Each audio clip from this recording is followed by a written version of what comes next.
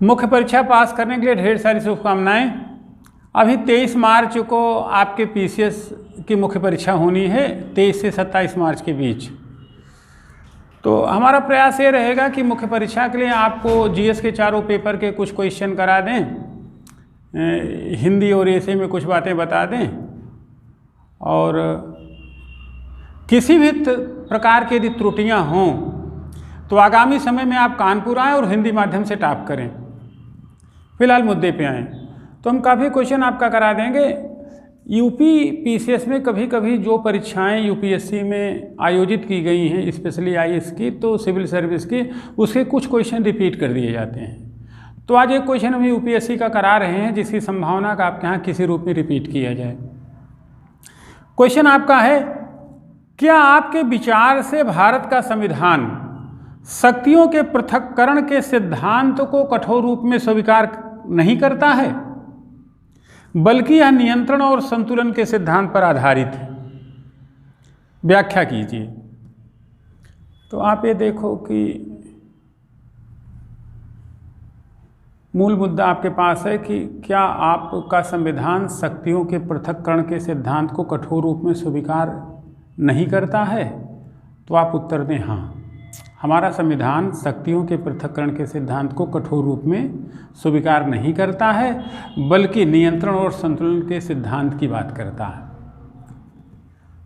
तो कठोर रूप, नियंत्रण और संतुलन का संदर्भ आप समझ लें। अब उससे पहले एक चीज़ आप समझ लें, संविधान की व्याख्या कैसे होती है। तो संविधान की व्याख्या के ढेर सारे नियम हैं जो प्रधान न्यायपीठ ने प्रतिपादित किए हैं। इसमें पहला नियम है कि वास्तविक शब्द या रूल ऑफ इंटरप्रिटेशन या सामान्य नियम। तो केशवानंद भारती विवाद में प्रधान न्यायपीठ कहती है कि संविधान को वैसे समझा जाएगा जैसे वह है, रियल वर्ल्ड के रूप में, वास्तविक शब्द के रूप में। संविधान गीता है, कुरान है, बाइबल है।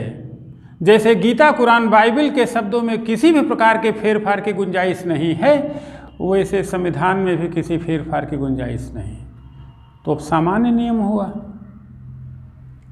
इसे क्रूड नियम कह सकते हैं, कठोर नियम कह सकते हैं। लेकिन ध्यान रहे, अगर इसी व्याख्या को हम एज इट इज मान लें, कठोर मान लें, तो एक दिक्कत होगी कि अगर कभी जनाकांक्षाएं बदलें या संविधान की कोई भाषा मौन पड़े, न्यून पड़े, कम पड़े, या जनाकांक्षाओं को समाधित करने में कमजोर पड़े, तब क्या होगा? तथ्य है कि भारत अनेकता में एकता वाला देश है, लेकिन अनेकता है तो, विविधता है तो विविधता पूर्ण देश में विधि नहीं, विधियों की जरूरत पड़ेगी।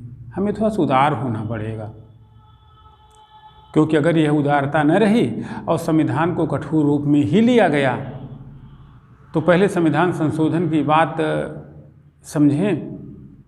मूल संविधान के अनुच्छेद 15 जो धर्म, मूल, वंश, जाति इत्यादि के अधिकारों की बात करता है, उसमें केवल खंड 1 और 2 थे, जिसमें कहा गया कि जाति और धर्म के आधार पर कोई भेद नहीं हो।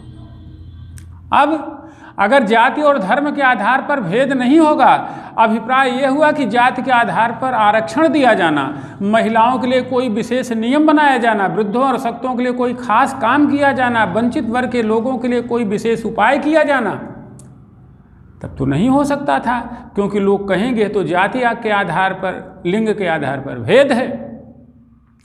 इसी नाते चंपकम दोरई राजन बनाम मद्रास विवाद के उपरांत पहला संविधान संशोधन पारित किया गया और भारतीय संविधान की एक उदार व्याख्या की गई कि कतिपय और किंचित परिस्थितियों में संसद, राज्य चाहे तो अपने गरीबों, वंचितों या विभिन्न जातीय संवर्गों में रिजर्वेशन की व्यवस्था कर सकती है। इस प्रकार भारतीय संविधान के अनुच्छेद 15 में खंड 3 और 4 जोड़ा गया। अगर उदारता का पक्ष न होता, उदारता के भाव न होते, इसी कहते संविधान के निर्वचन का उदार सिद्धांत या उदार निर्वचन का सिद्धांत, डॉक्ट्राइन ऑफ लिबरल इंटरप्रिटेशन। जैसे है वैसे तो ठीक है, लेकिन आवश्यकता पड़ने पर उसमें उदार तरीके से परिवर्तन किया जा सकता है, चाहे जिससे ज़्यादा से ज़्यादा जनहित वर्ग सध सकें और लोक कल्याणकारी राज्य की स्थापना हो सके। तो अभिप्राय है कि संविधान की जब व्याख्या है उदार, तो हमारे यहाँ संवैधानिक सर्वोच्चता है, उसी के तहत हमारी संसद है। हमारे यहाँ संसदीय शासन प्रणाली अपनाई गई है और संसदीय शासन प्रणाली का प्रधान लक्षण है शक्तियों का पृथक्करण, जो लॉक एंड मॉन्टेस्क्यू की थियरी है। शक्तियों के पृथक्करण के नियम कहते हैं कि विधायिका कानून बनाएगी, कार्यपालिका कानून का क्रियान्वयन करेगी और न्यायपालिका न्याय का काम देखेगी।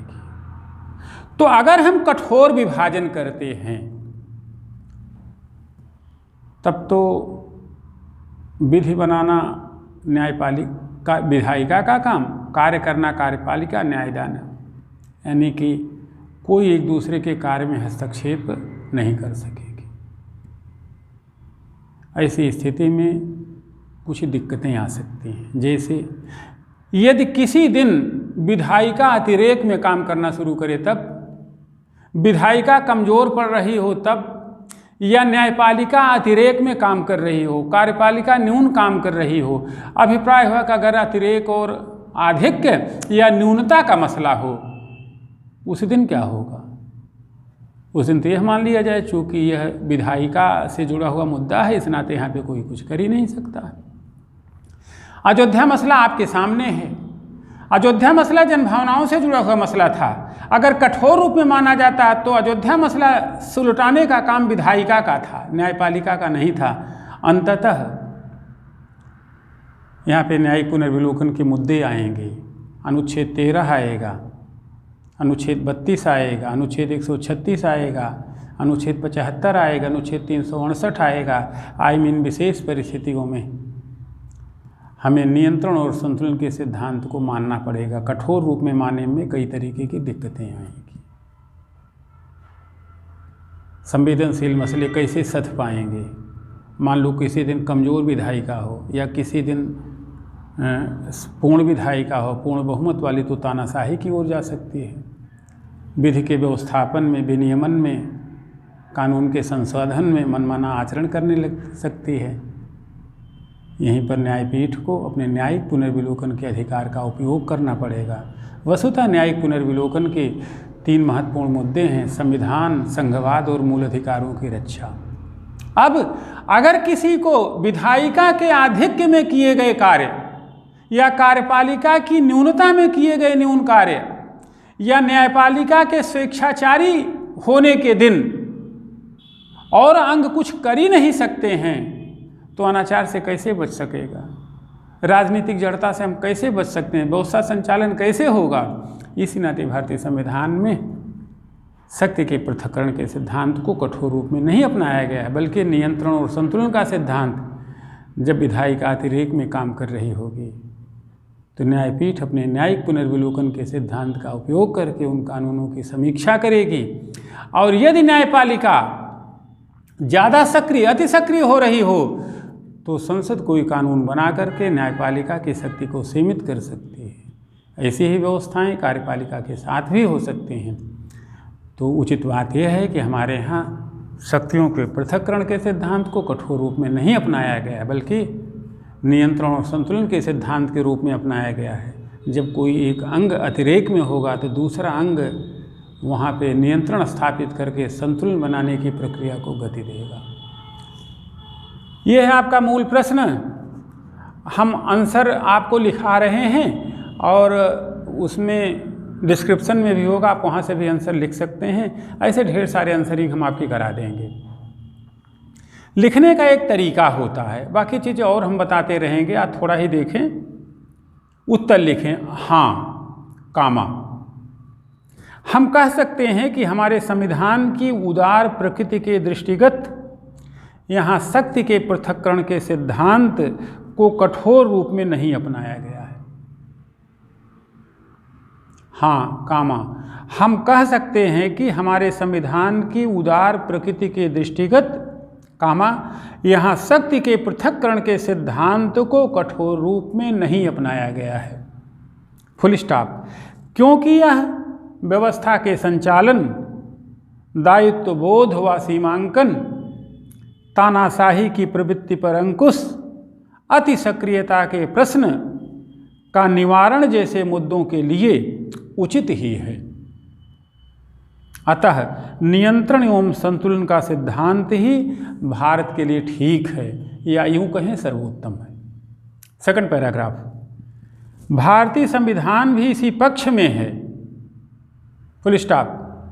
अनुच्छेद 13, 32, 131 व 136 ब्रैकेट में, जिसका संबंध न्यायिक पुनर्विलोकन से है, ब्रैकेट क्लोज।